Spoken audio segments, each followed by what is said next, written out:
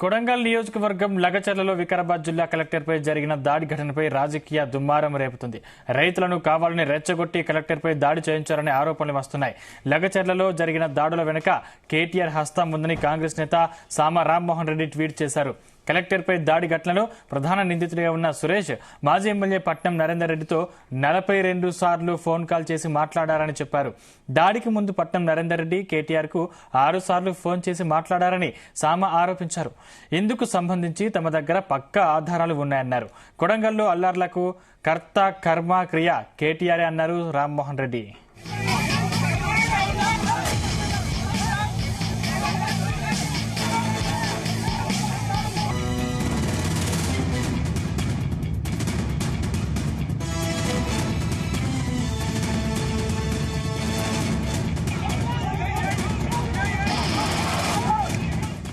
Right, ఇంకా దీనికి సంబంధించి మరింత సమాచారం ఇవ్వడానికి మన దగ్గర రామ్మోహన్ రెడ్డి ఫోన్ లైన్ లో అందుబాటులో ఉన్నారు. రామ్మోహన్ గారు నమస్కారం అండి.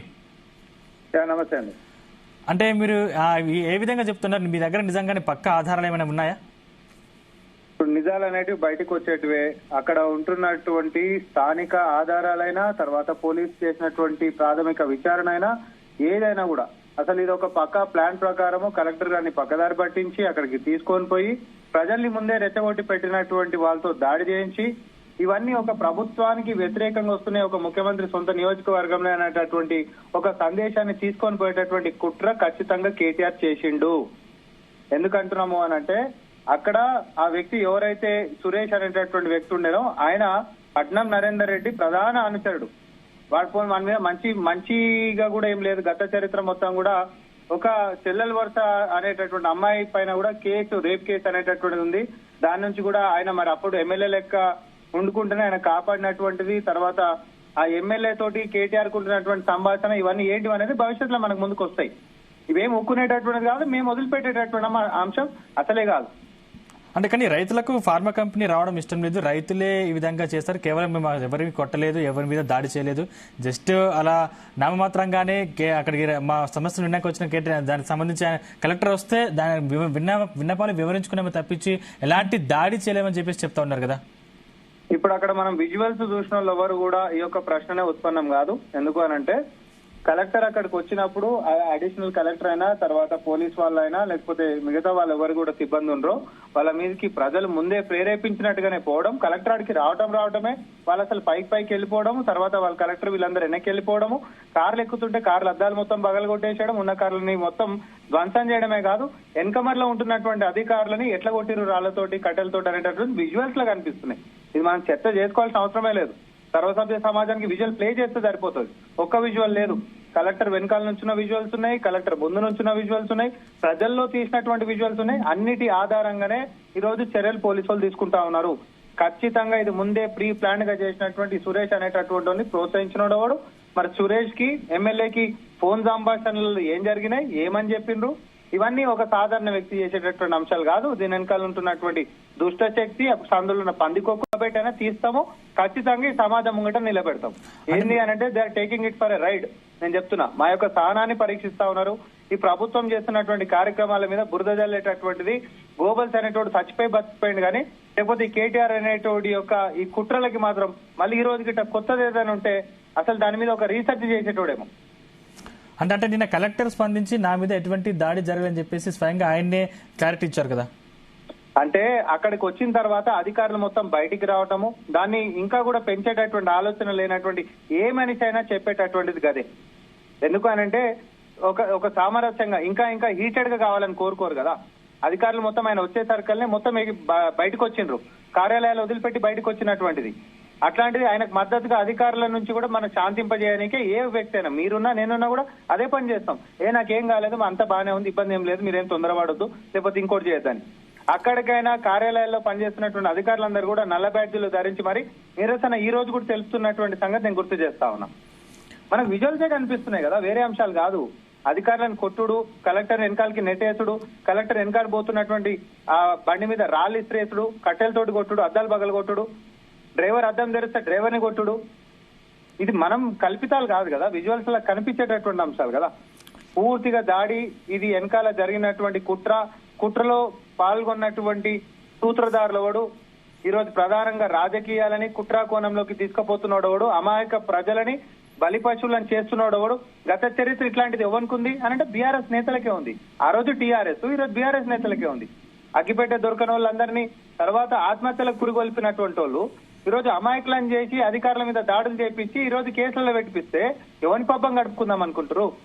కుట్ర చేసినటువంటి వాళ్ళని వదిలిపెట్టే ప్రసక్తి లేదని చాలా స్పష్టంగా చెప్తున్నాం మేము. అంటే 42 సార్లు పట్నం నరేందర్ రెడ్డి సురేష్ మధ్య ఫోన్లు మాట్లాడుకున్నారని అంటున్నారు. అంటే మీకు ఇది ఎలా తెలుసు?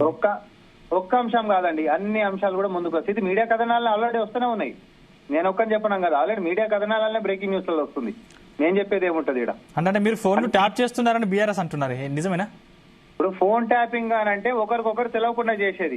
ఒక ఘటన జరిగిన తర్వాత విచారణలో భాగంగా తెలిసేటటువంటి దాన్ని ఫోన్ ట్యాపింగ్ అనేటటువంటి కాదు అని బుర్ర తక్కువ సన్నాసులకు తెలవాలి. నేను ఇదే మాట యూజ్ చేస్తున్నా. ఈ రోజు సామాన్య ప్రజానికంలో కూడా ఒక టాక్ మొదలైపోయింది. బీఆర్ఎస్ అంటే బుద్ధి రాని సన్నాసులు, ఇలా బుద్ధి రాదు, ఇలా కుక్కతో ఒక వంకరనే, వీళ్ళు కుట్రలే చేస్తారు. ఒక మంచి ఉంటే పొద్దున్న లేస్తే పచ్చబద్దాలు. ఈ రోజు ఢిల్లీలో పోయి కూర్చుండు, కాలు మొక్కనికి పోయి ఢిల్లీలో కూర్చొని ఆయన మాట్లాడినటువంటి ఒక్కటన్నా నిజం ఉందా? అంటే వక్రీకరించి ప్రజల్ని మోసం చేయడానికి సిగ్గు ఎగ్గు లేకుండా సర్వసభ్య సమాజం మీడియా ముందుకు వచ్చి ఇక బరితెగించి అట్లా మాట్లాడిన తర్వాత మేము నిజాలతో కడుగుతాం బరాబర్. అంటే కేటీఆర్ తో పట్నం నరేందర్ రెడ్డి 6 సార్లు మాట్లాడడానికి ఫీడ్ చేశారు కదా, మీకు ఇలా అన్ని వస్తాయి బయటికి. అంటే అక్కడ గొడవ జరిగిన టైంలో కేటీఆర్ ఇక్కడ లేరు, అప్పుడు ఢిల్లీలో ఫోన్ సంభాషణకి సంబంధించినటువంటి వివరాలైనా దీని వెనకాల ఉంటున్నటువంటి కుట్రా కోణంలో ఉంటున్నటువంటి వాళ్ళైనా అందరు బయటికి వస్తారు. నేను మళ్ళా కూడా చెప్తున్నాం, మేము చాలా స్పష్టంగా చెప్తున్నాం. వాడు సురేష్ అనేటటువంటి వ్యక్తితో ఆయన నరేందర్ రెడ్డి ఎన్నిసార్లు మాట్లాడిండు, అసలు దీని వెనకాల వ్యూహం ఎక్కడ రచించారు, అంతేకాదు ఈ రోజు అరెస్ట్ అయ్యి కేసులకు పోయినటువంటి ప్రజల్ని ఎట్లా రెచ్చగొట్టిరు ఆ ప్రజలు కూడా బయటకు వచ్చి చెప్తారు కదా. మేమే కాదు, ప్రజలు కూడా బయటకు వచ్చి చెప్తారు కదా. వాడు పలానా కాడికి పిలిచిండు సార్ మాకేం తెలియదు అనేటోడు వస్తాడు కదా బయటికి. అంటే నిందితుడు సురేష్ బీఆర్ఎస్ లీడర్ అనడానికి మీ దగ్గర ఏమైనా ఆధారాలు ఉన్నాయా? ఒకటి లేవు, 100 ఆధారాలు ఉన్నాయి. మేము ఆల్రెడీ అవన్నీ మా సోషల్ మీడియా మాధ్యమాల్లో పెడుతూనే ఉన్నాం. అంటే ఖచ్చితంగా కుట్రపూరితంగా జరిగినటువంటి రీసెంట్ గా కూడా కేటీఆర్ ని కలిసినటువంటి ఫోటోలు కూడా మేము పెట్టినాం. అంటే ఖచ్చితంగా కక్షపూరితంగా జరిగింది అంటున్నారా? కుట్రపూరితంగా మాత్రమే జరిగింది, నేను అది కూడా చెప్తున్నా. కానీ నిజంగా ఒక పార్టీ ఇలా చేయించడం వెనక ఆంతర్యం ఏంటంటారు? ప్రభుత్వం మీద బురద జల్లడం. ముఖ్యమంత్రి గారి సొంత నియోజకవర్గంలో ఇగో ప్రజలు ఇట్లుర్రంట అంటే రాష్ట్రం అంతా ఒక రాంగ్ మెసేజ్ తీసుకొని పోయేటటువంటి కుట్రలో భాగమే ఈ యొక్క ప్రయత్నం. కానీ మా యొక్క సహనాన్ని పరీక్షించుకుంటూ వాళ్ళు ఇప్పుడు పారదర్శకంగా పరిపాలన చేయాలి. ఇప్పుడు వాళ్ళ లెక్క రాత్రికి రాత్రి తుపాకులు చూపించి డీసీఎంలు తీసుకొచ్చి సామాన్ ఎత్తుకొని పోయినటువంటి చీకటి చరిత్ర కాదు కదా. మల్లన్న సాగర్ ఉదాహరణ నేను చెప్తా ఉన్నా. ప్రజల మధ్యలో ఒక సభను మనం పెట్టుకుంటాం, వాళ్ళ అభిప్రాయ సేకరణ అంటే దూరం అవుతుంది సార్, ప్రజలు ఇదాకా రాలేకపోతున్నారని వీడే సురేష్ అనేటోడు కలెక్టర్ తో మాట్లాడిండు. ఇక్కడ రోడ్డు కూడా బాగాలేదు సార్, మా ప్రజలు మొత్తం ఆడున్నారు అంటే అయితమనే ప్రజల దగ్గరికి మనం పోదామని మా ప్రభుత్వం ప్రజల దగ్గరికి పోయింది. కానీ కుట్రపూరితంగా ముందే రెచ్చగొట్టి పెట్టినటువంటి వాళ్ళని మొత్తం అసాంఘికంగా ఏదో అధికారుల మీద దాడి చేసేటటువంటిది ముందే ప్రిపేర్ అయిపోయి చేస్తామనంటే చట్టం తన పని చేసుకుంటూ పోతుంది. అంటే ఫార్మా కంపెనీ మీద యాక్షన్ ఎలా ఉండబోతుంది? అంటే ఇంకా ముందు దాన్ని సందర్శించే అవకాశం ఉందా? రైతులతో మాట్లాడే అవకాశం ఉందా? రైతులతో మాట్లాడనికనే అక్కడ చర్చకు పోయినరు, రైతులతో మాట్లాడనికనే పోయారు. ఎక్కడైనా ల్యాండ్ ఎక్విజిషన్ లో ప్రొసీజర్ లో భాగమండి ఇది. బీఆర్ఎస్ వాళ్ళకి అన్ని ప్రొసీజర్లని బైపాస్ చేసి కోట్లలో ఎక్కి పాపం కాష్టాలు పేర్చుకొని చచ్చిపోయినటువంటి చరిత్ర లెక్క చేయలేక పరిపాలన. ప్రజలకి దూరం అవుతుంది సార్ కిలోమీటర్లు అంటే కూడా ప్రజల దగ్గరికే పోదాంపా అని చెప్పి మా అధికారులు పోయినరు. పైన పాలకుల యొక్క పారదర్శకత అధికారుల యొక్క పనితీరులో కనిపిస్తుంది. ప్రజలకి దూరం అవుతుందంటే ప్రజల దగ్గర దాకా కూడా పోయినటువంటి తీరుని ముందే ప్రిపేర్ చేసి దాడి చేపిస్తామనంటే ఎట్లుకుంటామండి? ఎస్, ప్రభుత్వం నుంచి పలానా పని కావట్లేదు, లేకపోతే కంపెన్సేషన్ రావట్లేదు సార్, మాకు కంపెన్సేషన్ సరిపోతలేదు, లేకపోతే మాకు కొలువులు లేవు సార్, మాకు ఆల్టర్నేట్ జాబ్స్ కావాలి అనేటటువంటి డిమాండ్స్ అన్నింటినీ ఖచ్చితంగా పరిగణనలోకి తీసుకుంటాం. కానీ కుట్రలు చేసి ప్రీ ప్లాన్డ్ గా ముందే అధికారుల మీద దాడులు చేస్తాం, హత్యాయత్నాలు చేస్తామనంటే అంటే ఫార్మా ఇండస్ట్రీపై మీ ప్రభుత్వం ఫ్యూచర్ ప్లాన్ ఎలా ఉండబోతుంది? అంటే అడుగు ముందుకేస్తారా లేకపోతే మరేదైనా ప్రాంతంలో పెట్టే వీలుందా? ఏది ఏమైనా ఇప్పుడు అభివృద్ధి సంక్షేమాలు అనేటటువంటి ప్యారలల్ గా పోవాల్సిందే. బీఆర్ఎస్ పార్టీ డే 1 కించి ఫస్ట్ ఆఫ్ ఆల్ అసలు ఎన్నికలు రాకుండా ముందు మా మేనిఫెస్టో చూసేమో అసలు వారంటీలు లేని గ్యారంటీలు అని చెప్పి మాట్లాడిండ్రు. అసలు ఇవి ఎట్లా అమలు అయిపోతాయి, ఆర్టీసీ అనేది చచ్చిపోయిందా అంది, లాభాలలో వస్తుందని మాట్లాడుతుంది కాంగ్రెస్ పార్టీ. ఎట్లయితుంది, ఇది సాధ్యమే కాదు అని చెప్పేసి రికిల్ నవ్వులు నవ్విర్రు. కానీ మేము వచ్చిన తర్వాత 48 గంటల లోపలనే మహిళలకు మొత్తం ఉచిత రవాణా ఇచ్చిన తర్వాత, కానీ ఆర్టీసీని మేము ప్రభుత్వం బాధ్యత తీసుకుని అలా టికెట్ల పైసలు మేము కడుతున్నప్పుడు ఆర్టీసీ లాభాలకు వచ్చినప్పుడు ఓహో ఇట్లా కూడా చేయొచ్చా అనేటటువంటి తెలివితేటలు నేర్చుకున్నటువంటి బాపతులాళ్ళు. సో అన్ని అంశాలలో కూడా 500కే సిలిండర్ సాధ్యమవుతుందా? కాదు. ఏడికెంచి ఇస్తారు జాబ్స్, కోట్లలో నాంతున్నాయి కేసులు, అవన్నీ నోటిఫికేషన్లు, అవి ఏడికెంచి సాధ్యమైతే అన్నారు. అది కూడా కాకుండా చేసినాం, కంచెలు తెంపినాం. ఈ రోజు ప్రజాస్వామ్యాన్ని బతికించుకుంటూ సంక్షేమ ఫలాలు ప్రజలకు అందించుకుంటూ అభివృద్ధి మార్గంలోకి రాష్ట్రాన్ని తీసుకొని పోతుంటే కడుపు మంటతోటి 10 ఏళ్లలో చేయలేనటువంటి పనులు ప్రజాప్రభుత్వం 10 నెలల్లో చేసేసరికి అక్కసు అసూయ కుట్రలతోటి కొంతమంది సొంత కార్యకర్తలతోటి ప్రజల్ని రెచ్చగొట్టేటటువంటి యొక్క బురద రాజకీయాలు చేస్తున్నటువంటి కేటీఆర్ అండ్ బ్యాచ్ కి మేము మళ్ళా కూడా హెచ్చరిస్తా ఉన్నాం. ప్రభుత్వం యొక్క సహనంతో మీరు తెలగాట మాడతాము అని అంటే అది నిప్పు లెక్క కాలుతో తప్ప అంతకుమించి ఏముండదు. ఈ రోజు ఢిల్లీ సాక్షిగా తెలంగాణ ఖ్యాతిని మళ్ళొకసారి దింపిండు ఈ దరిద్రుడు. ఎందుకనంటే పచ్చబద్దాలు కాగితాలు చూపిస్తాడండి. INDPR కి సంబంధించినటువంటిది యాన్యువల్ ఎస్టిమేషన్ ని చూపించేసి వేరే రాష్ట్రాలలోనంటే ఈ ప్రభుత్వం పోయి యాడ్లు ఇచ్చిందంట. చూపిస్తాడా? ఈ ప్రభుత్వం వేరే రాష్ట్రాల్లో యాడ్ ఇచ్చినట్టు చూపిస్తాడా? రమ్మని ఏ చౌరస్తాకు వస్తాడా? మీ జీటీవీ కెమెరా తీసుకొని రండి. కానీ రామ్మోహన్ రెడ్డి గారు, అంటే ఎక్కడ దాడి జరిగినా, ఎక్కడ ఏ చిన్న విమర్శ వచ్చినా కూడా దాని వెనుక బీఆర్ఎస్ ఉందని మీరు ఆరోపిస్తా ఉన్నారు కదా? ఆరోపించడు కాదు, ఉండరు కాబట్టే చెప్తున్నాం. మేము ఉన్నారు కాబట్టే చెప్తున్నాము. పచ్చబద్దాలు, ప్రతి పచ్చబద్దం కూడా దొరుకుతూనే ఎవరు కదా. మేము పక్కకు నిజం పెడుతున్నాం కదా. హరీష్ రావు మాట్లాడతాడు, నోరు తెరిస్తే పచ్చబద్దాలు మాట్లాడతాడు. కేటీఆర్ మాట్లాడతాడు, నోరు తెరిస్తే పచ్చబద్దాలు మాట్లాడతాడు. వాళ్ళకు ఒకటి ఉంది, మేము పదే అబద్ధం అనేది మాట్లాడితే ప్రజలు ఇదే నిజం అని అనుకుంటారు అని అనుకుంటున్నారు. కానీ మేము ప్రభుత్వాన్ని ప్రశ్నిస్తున్నాం, మేము దాడులు ఎక్కడ చేయట్లేదు, కేవలం ప్రశ్నిస్తున్నామని చెప్తా ఉన్నారు కదా.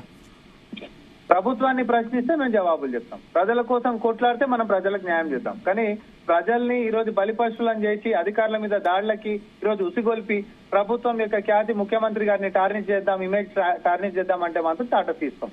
అది కూడా చెప్తున్నాం. ఓకే, రైట్ సామమ్మ, రైట్ అండి, రైట్.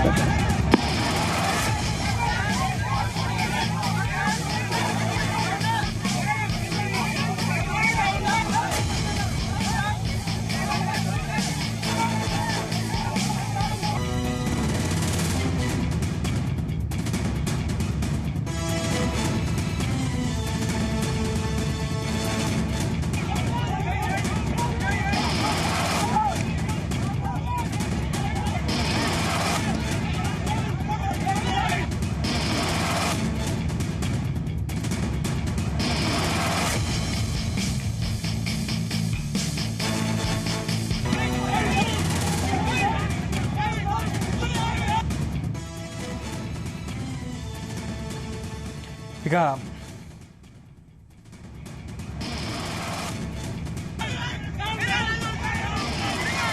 ఇంకా కొడంగల్ నియోజకవర్గం లగచర్లలో వికారాబాద్ జిల్లా కలెక్టర్పై జరిగిన దాడి ఘటనపై రాజకీయ దుమ్మారం రేపుతుంది. రైతులను కావాలని రెచ్చగొట్టి కలెక్టర్పై దాడి చేయించారనే ఆరోపణలు వస్తున్నాయి. లగచర్లలో జరిగిన దాడుల వెనుక కేటీఆర్ హస్తం ఉందని కాంగ్రెస్ నేత సామా రామ్మోహన్ రెడ్డి ట్వీట్ చేశారు. కలెక్టర్పై దాడి ఘటనలో ప్రధాన నిందితుడిగా ఉన్న సురేష్ మాజీ MLA Patnam Narender phone call చేసి మాట్లాడారని చెప్పారు. దాడికి ముందు పట్నం నరేందర్ రెడ్డి కేటీఆర్ కు 6 సార్లు ఫోన్ చేసి మాట్లాడారని సామా ఆరోపించారు. ఇందుకు సంబంధించి తమ దగ్గర పక్కా ఆధారాలు ఉన్నాయన్నారు. కొడంగల్లో అల్లర్లకు కర్త కర్మ క్రియ కేటీఆర్ అన్నారు రామ్మోహన్ రెడ్డి.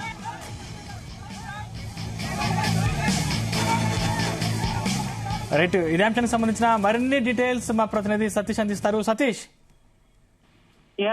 సందీప్, కొడంగల్ నియోజకవర్గం లగచర్లలో వికారాబాద్ జిల్లా కలెక్టర్ ప్రతీక్ జైన్ అదేవిధంగా అధికారులపై దాడి ఘటన ఇప్పుడు పొలిటికల్ గా హీట్ కాజేసిందని చెప్పుకోవచ్చు. ఒకవైపు పొలిటికల్ రచ్చ కాజేసిందని చెప్పుకోవచ్చు. ఎందుకంటే మనం ఉదయం నుంచి చూస్తున్నాం, ఇటు బీఆర్ఎస్ నేతలు కాంగ్రెస్ నేతలు కూడా ఒకరిపై ఒకరు విమర్శలు కూడా చేస్తున్నారు. అయితే ఈ యొక్క మెయిన్ ఎపిసోడ్ ఏదైతే ఉందో, ఇటు కొడంగల్ నియోజకవర్గం లగచర్లలో రైతుల ప్రజాప్రాయ సేకరణ అంటే ఫార్మా కంపెనీ ఏర్పాటుపై ప్రజాప్రాయ సేకరణకి వెళ్ళినటువంటి వికారాబాద్ జిల్లా కలెక్టర్ ప్రతీక్ జైన్ పై దాడి చేయడం, అదేవిధంగా కొడంగల్ నియోజకవర్గ ప్రత్యేక అధికారి అయినటువంటి వెంకరెడ్డిపై దాడి చేయడంపై కూడా ఇప్పుడు పెద్ద ఎత్తున చర్చ దారితీస్తుందని చెప్పుకోవచ్చు. మరి దీనిపై బీఆర్ఎస్ వర్కింగ్ ప్రెసిడెంట్ కేటీఆర్ హస్తం ఉన్నట్టు కూడా పలువురు అనుమానం కూడా వ్యక్తం చేశారు. దీనిపై కాంగ్రెస్ సంబంధించిన సీనియర్ నేతలు అంతా కూడా ట్వీట్ చేస్తున్నారు. ఈ రోజు ఉదయమే మనం చూసాం, ఇటు పరిగి ఎమ్మెల్యే రామ్మోహన్ రెడ్డితో పాటు ఇటు ఎంపీ చామల కిరణ్ కుమార్ రెడ్డి కూడా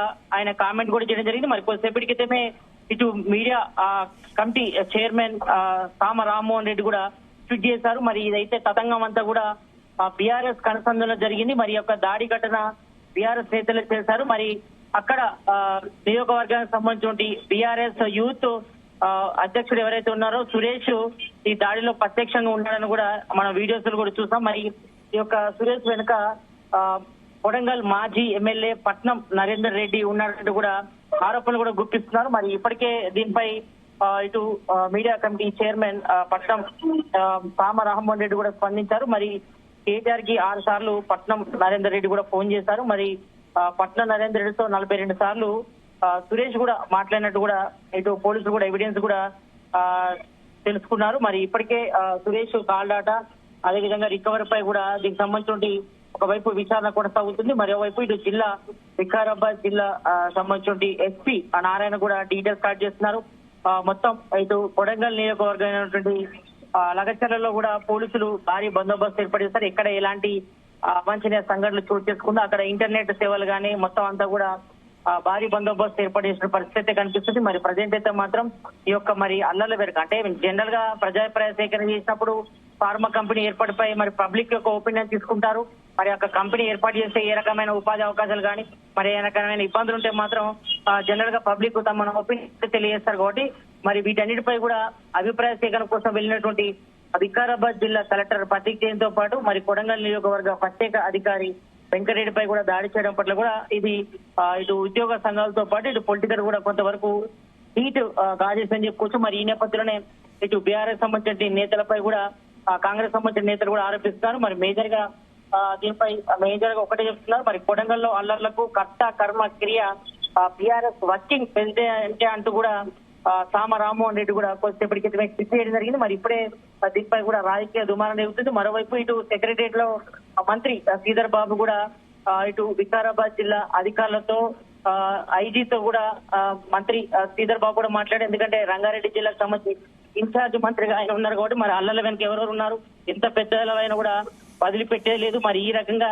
ప్రజాప్రాయ సేకరణ పోతే ప్రభుత్వ అధికారులపై ఈ రకంగా దాడులకు తెగపడడం మరి అల్లరి ముఖాల పైన లేకపోతే వీళ్ళు ఆరోపిస్తున్నట్టుగా బీఆర్ఎస్ సంబంధించిన నేతలే ఈ దాడికి పాల్పడడానికి కూడా ప్రధానంగా ఆరోపణలు అయితే ఉన్నాయి. మరి మేజర్ గా అక్కడ బీఆర్ఎస్ సంబంధించిన యూత్ ప్రెసిడెంట్ సురేష్ ను ఇప్పటికీ అదుపులోకి తీసుకున్నారు. దాదాపు 50 మంది అనుమానితులు కూడా అదుపులోకి తీసుకుని 28 మందిని కూడా అరెస్ట్ చేయడం జరిగింది. మరి వీళ్ళందరినీ ఎంక్వైరీ చేస్తే మరి వీళ్ళ వెనుక ఎవరున్నారపై కూడా తెలిసే అవకాశం ఉంది. మరి ఇప్పటికైతే సురేష్ కాల్డాట ఎంక్వైరీ చేసినటువంటి పోలీసులు 28 సార్లు కొడంగల్ మాజీ ఎమ్మెల్యే పట్నం నరేందర్ రెడ్డి తో సురేష్ మాట్లాడినట్టు కూడా ఎవిడెన్స్ కూడా కలెక్ట్ చేయడం జరిగింది. మరి పట్నం నరేందర్ రెడ్డి కూడా కేటీఆర్ తో 6 సార్లు మాట్లాడినట్టు కూడా గుర్తించడం జరిగింది. మరి దీనిపై ఎంక్వైరీ కొనసాగుతుంది. మరి నిజంగానే దీని వెనుక మరి బీఆర్ఎస్ సంబంధించి నేతల హస్తం ఉందా మరి బీఆర్ఎస్ సంబంధించి వర్కింగ్ ప్రెసిడెంట్ కేటీఆర్ హస్తం ఉన్నట్టుగా అనుమానాలు వస్తున్నాయి. కాబట్టి మరి వీటన్నిటిపై కూడా పూర్తిగా క్లారిటీ వచ్చే అవకాశం ఉంది. మరి కాసేపట్లోనే మంత్రి శ్రీధర్ బాబు కూడా ప్రెస్ మీట్ పెడుతున్నారు. మరి దీనిపై ఒక క్లారిటీ ఇచ్చే అవకాశం అయితే కనిపిస్తుంది. మేజర్ గా అయితే మాత్రం ఇటు వికారాబాద్ జిల్లా కొడంగల్ నియోజకవర్గం లగచర్లకు సంబంధించి దాడి ఘటనలపై కూడా రాజకీయ పరంగా మాత్రం తీవ్ర దుమారం చేరుగుతుందని చెప్పుకోవచ్చు. Right thank you Satish.